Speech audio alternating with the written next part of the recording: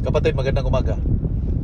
Meron bang kinakatakutan ang mga safety professional sa mga bagong development sa software, artificial intelligence, digitalization, and other technological advancement?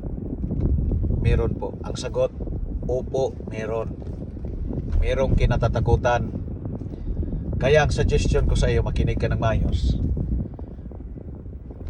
Hanapin mo yung area sa occupational health and safety management na hindi kayang palitan ng artificial intelligence, na hindi pwedeng palitan ng digitalization when it comes to monitoring, na hindi pwedeng palitan ng paglagay ng teknolohiya, pag-adapt ng teknolohiya, makabagong teknolohiya dito sa occupational health and safety management.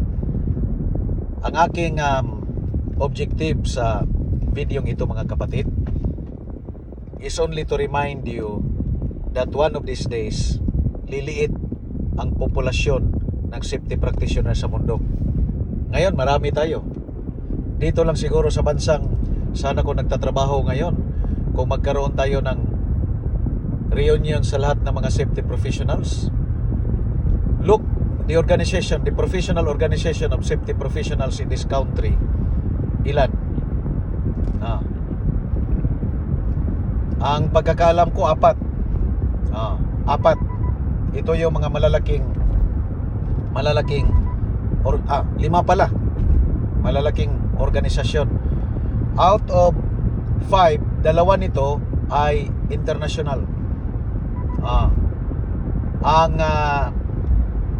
Ang bilang ng mga Pilipinong safety professionals, safety engineers and managers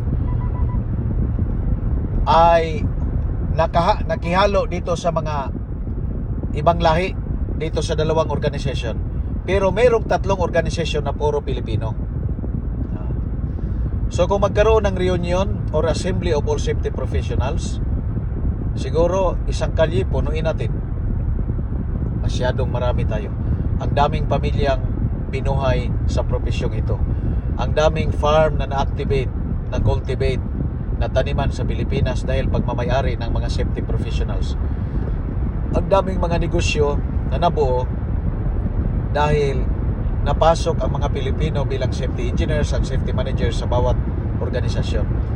Ngunit sa mga benepisyong ito, meron bang kinatatakutan ang mga safety professionals dahil sa paglago, dahil sa introduction, dahil sa pag-adapt ng mga organisasyon sa artificial intelligence, digitalization, and other advanced technology in terms of occupation, yung mga applications para sa pag-manage ng occupational health and safety sa mga pagawaan.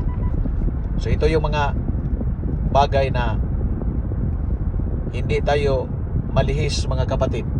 Hindi tayo mawala ng pag-asa despite of technological advancement, despite of artificial intelligence and digitalization. Meron at merong area sa occupational health and safety na hindi pwedeng palitan ng artificial intelligence and digitalization. Thank you and good morning.